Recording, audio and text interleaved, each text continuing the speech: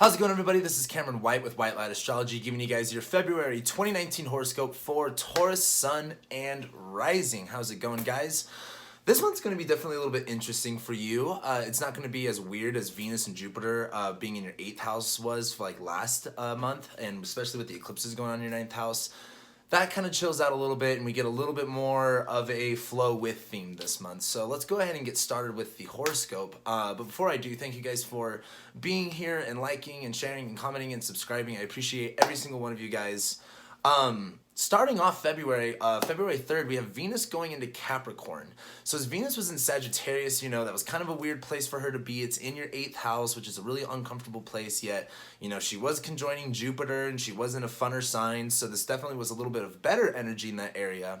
However, as Venus goes into Capricorn, Venus, this planet of value and love and relationships, she's wanting to bring connection and she's wanting to bring value to a certain area. And she's going into the sign of Capricorn, where the way that she's going to operate is going to be through the way of Saturn, by following the rules, by disciplining herself, by creating a structure and efficiency that's something that she could bring value to, that's something that she can find value in. Now, Venus is going into your 9th house, which is about your spiritual beliefs, your religion, far distance travel, foreign, languages and things like that. Also rules publishing. So as Venus goes into Capricorn in your 9th house, this is definitely going to be a time where, as Saturn's going through your 9th house and that whole Pluto thing's going through there, and you're literally looking at, where are you being limited in your beliefs and your capabilities of going further.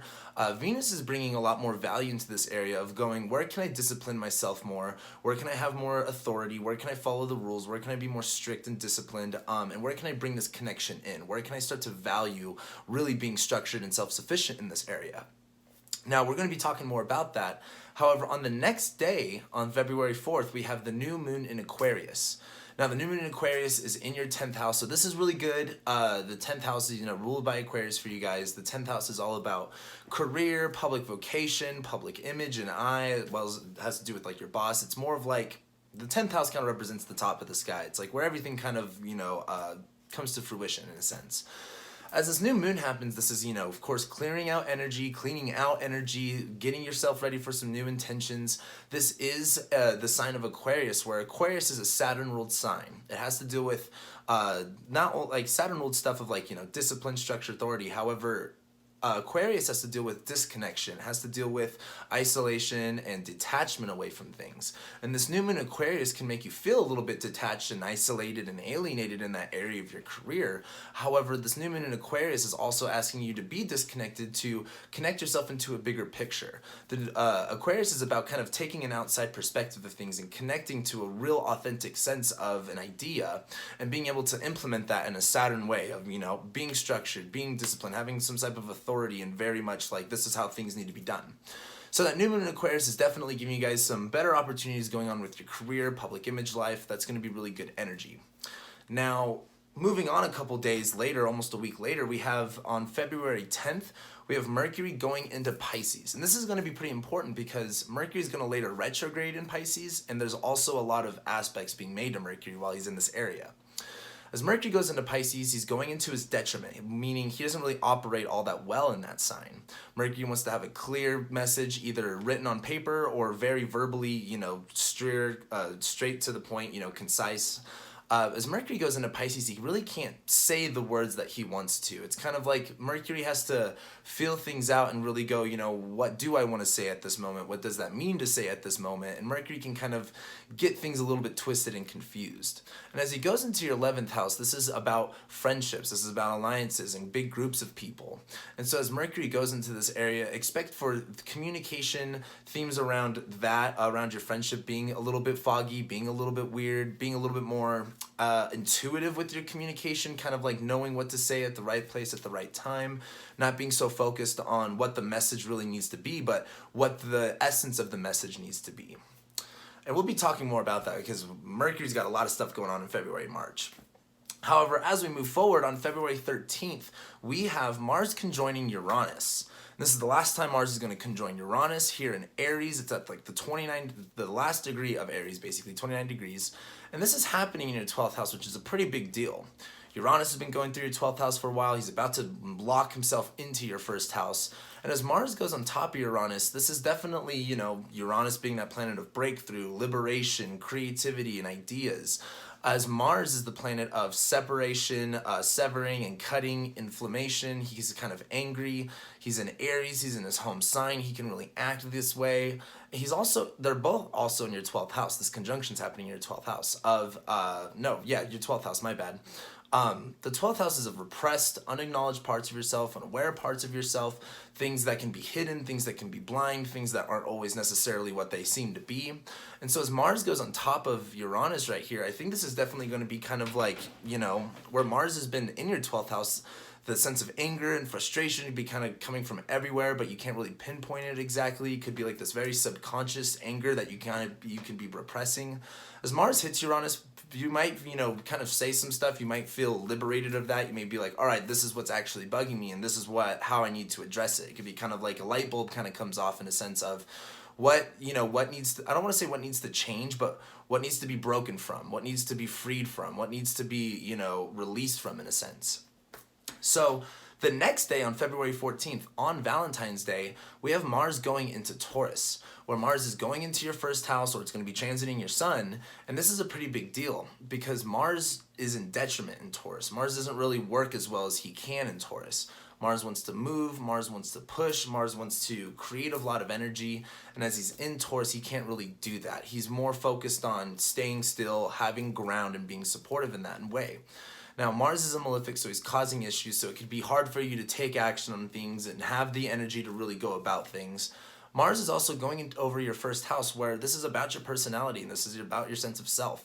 So as Mars goes over Taurus, it's kind of like you're feeling a little bit angry and frustrated with yourself. You could be a little bit more stubborn than normal. I mean, you guys are Tauruses. That's kind of like your thing. However, it could be hard for you to really change. Taurus is a fixed sign, and Mars in Taurus is like, I'm fixated here and this is what I'm doing. And Mars in Taurus isn't doing a lot. Mars in Taurus is relaxing. Mars in Taurus is focusing its energy on what it finds value and splendor in.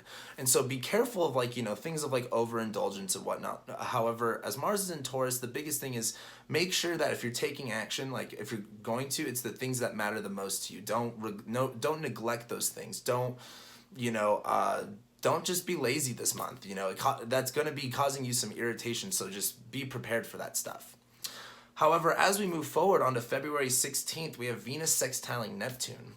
And so as Venus is in your 9th house right now, as far as spiritual beliefs go, as far as your religion, as far as your even learning something new, maybe even traveling. Venus right here is wanting to bring things together for this. Venus is wanting to, I guess the best way to put it is Venus is finding a really fun time making the contracts, making the framework, and following the rules of what exactly it is that you want to be disciplining yourself on. So, I mean, the 9th house is also higher education. If you're in school right now, this would be another thing. However, as Venus sextiles Neptune, this is definitely some connection with, groups of people, bigger friendships and stuff like that. So as Venus in the 9th house, maybe you're in school, maybe you're, exploring your spiritual practices at this time and you're really valuing that. Maybe you find a connection with, a group of people within that, or some type of, club, or just basically friends. It's a good time to really go, hey, these are the friends that I have and the associates that I have in this area of my life. So that's going to be pretty positive. However, the next day on February 17th, Venus is going to conjoin Saturn. And so Saturn's in Capricorn right now. This is definitely, it could be an irritating time. Saturn is going to, he's bringing limitations, he's bringing constraints, he's making you concentrate, and he's making you focus on the things that are going to be the most effective and efficient, things that matter, things that, Saturn isn't afraid to take out all the crap that doesn't really matter. And as Venus is on top of Saturn, Venus is kind of looking at Saturn going, okay, I really like the way that this is starting to be set up now. I'm understanding the value of disciplining myself in this area and finding ways to structure myself in this area. As well, if Saturn's really causing you problems where it feels like, you can't go anywhere, school's hard, or you're just feeling detached from your beliefs right now, or really cold in that area, Venus is kind of coming through here, and she's kind of making you go, what do you value in this area and what do you not value in this area? And this is Capricorn stuff. This is about, how you really structure your beliefs about the world. world, how you really go about learning and higher education and things like that. Venus is going, hey, maybe you should find value and maybe you should really look at how to learn new things, how to experience new things, how to experience growth in a more efficient, effective way that's going to serve you better. So, as we move forward, February 18th, that's kind of like the one big day that we have on February. We have Mercury conjoining over Neptune. We have Mercury entering shadow. We have Chiron going into Aries, and we have the Sun going into Pisces all on February 18th. So there's quite a bit going on right here. As Mercury conjoins Neptune, this is where Mercury being in Neptune, Mercury being in Pisces, he's in detriment, he's not really working all that well. Mercury is confused on how exactly to communicate the right message. As Mercury's on top of Neptune, this is definitely like really speaking the volumes of Neptune and Pisces. Like, hey, like things are very unclear, things are very, dualistic, that duality is really brought into sense here, that binary idea is really brought into sense here, as well as things are very cloudy, things are very foggy, things aren't exactly what they're supposed to be. Things are definitely not exactly what they appear on the surface. And as Mercury goes over Neptune right here, this is where I guess that sense of communication, that sense of how you're communicating, the idea around friendships and how friendships and groups of people can just be a weird area at this moment. Mercury going over Neptune is just giving you an idea and giving you a perspective of things are weird right now, things are confusing. What is the duality of this? Where are the two extremes? Neptune's right here, so this is just a foggy and clear area. Now Mercury also enters shadow right here, so he's going to later retrograde later in the last degrees of Pisces and station direct right on top of Neptune again here in a couple weeks. As Mercury stations direct on top of Neptune, or I should say as Mercury goes into shadow on top of Neptune, this is all stuff that we're going to come back over. We're not done with this area yet. So when I emphasize on things are going to be unclear and foggy, just know that we're going to be focusing on this for quite some time. And so as Mercury's in your 11th house, be wary of how you're communicating to other people, what exactly you are communicating, what exactly you are sharing with other people. It's not exactly to not trust anybody or to, keep to yourself. It's just really look at things through a bigger picture and don't be so anxious to say something really quick or say something off the tip of your tongue. Definitely just be more thoughtful about what's going on. Now, on the 18th, Chiron also goes into Aries, and Chiron's going into your 12th house, which is a pretty big deal. I did a whole video about Chiron and Aries. If you guys go check that out, talked a lot about it. But Chiron going into your 12th house, now that's solidifying itself there, this is going to be important because as Chiron goes through Aries, where we're talking about healing ourselves and feeling a lot more of the pain towards, this is your 12th house. This is the subconscious and repressed parts of yourself. And this is Aries. This is about action. This is about doing things. This is about initiating, and this is about confrontation. Chiron's going through this area where it's really going to start helping you kind of go like, hey, you can do this. You can confront things. You can stand your ground in a sense. So watch that video. I talk way more about it in there. However, on the 18th, the Sun also goes into Pisces. So as the Sun goes into Pisces and the Sun's in your 11th house, this is where the theme mostly is, rather than in your 10th house where the theme was mostly your career. That's where the light was. The Sun goes into Pisces is just more about connections and networks, maybe your midheavens right here. So this does have a little bit more to do with your career. Now, moving forward on February 19th, the next day, we have the full moon in Virgo, which this is really cool because as we have the full moon in Virgo, we also have Mercury sextiling Saturn. But this full moon in Virgo is happening in your 5th house. The 5th house is about love. The 5th house is about romance. It's about sex and children and hobbies and art and creativity and all the fun things. And this full moon in Virgo, we're talking about a full moon. It's bringing light to things that we don't always see. It's helping us realize another part of ourselves that always changes. And this full moon in Virgo is kind of like, hey, as the Sun is in the 11th house, you're looking to connect yourself to more people, trying to understand that area. The full moon in Virgo is kind of like, hey, what do you want? Here's all the specifics of what it is that you really want to achieve, that you really want to get detailed and, down to.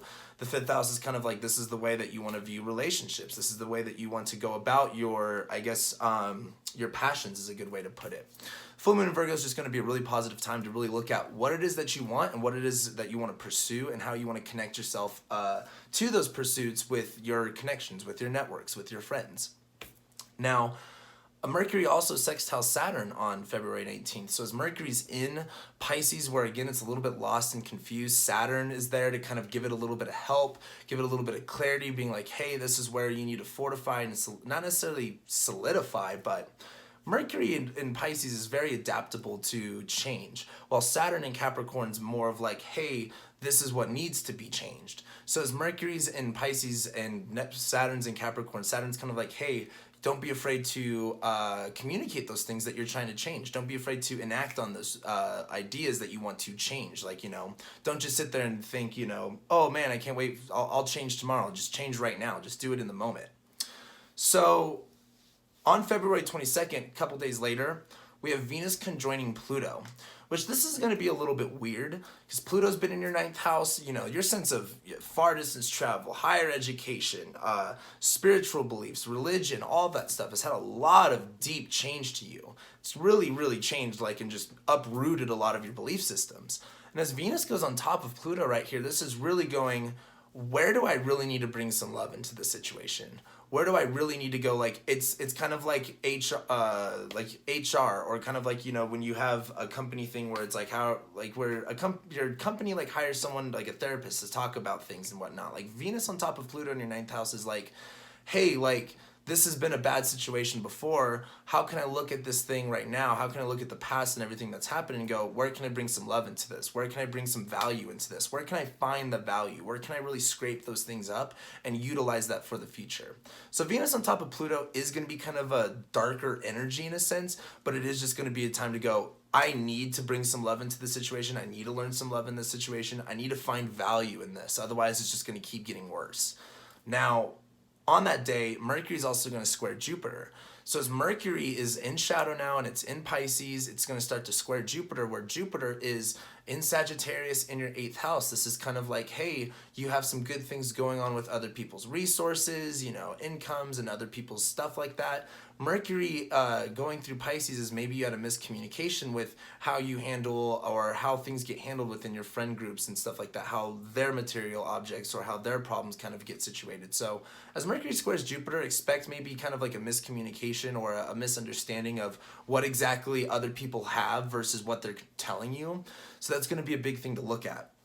Now, the last two things that we have is on February 25th, Venus is going to conjoin the South Node, where the South Node's in your 9th house right now, where it's like it's time to kind of wrap up this area of your 9th house of your spirituality, your beliefs, religion, higher education.